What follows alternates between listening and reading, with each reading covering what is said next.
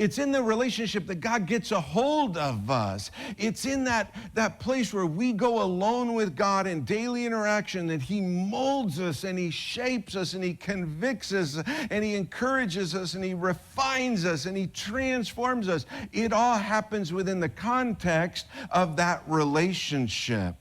If you want to be transformed, you are going to have to find a way to get alone with God. And you're going to have to get to a place that you develop where you meet with God, where you interact with God, where you hear from Him and where you pour your heart out to Him, where you hear from His Word, it speaks to you, and you sense His presence in the Spirit, and you apply His Word and say, Lord, that applies to me, and I'm going to do this about it. I'm going to respond. That's the place that we have got to get.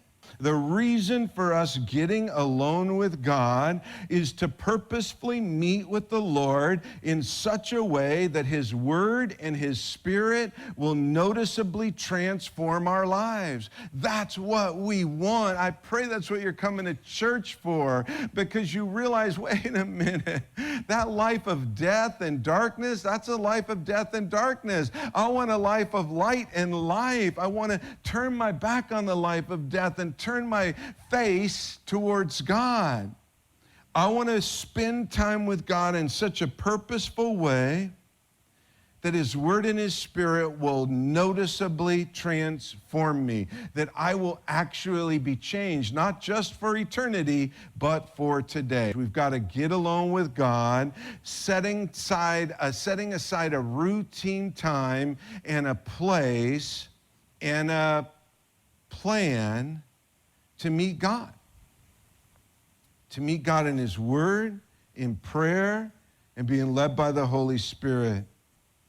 To interact with God instead of interacting with the screens of the world. It's a place where we say, I've fed the flesh enough.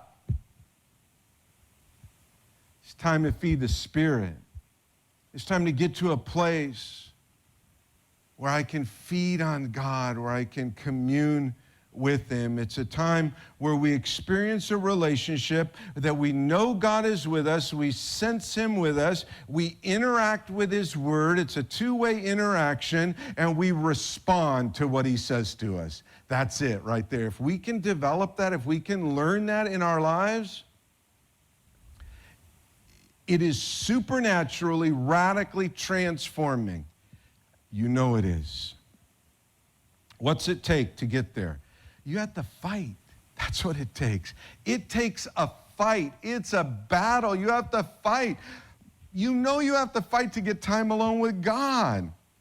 The only way you can get time alone with God is to say no to something else. As you develop this time alone with God and learn what to do during that time, He'll transform you, and your life will change and change more into the image of Christ.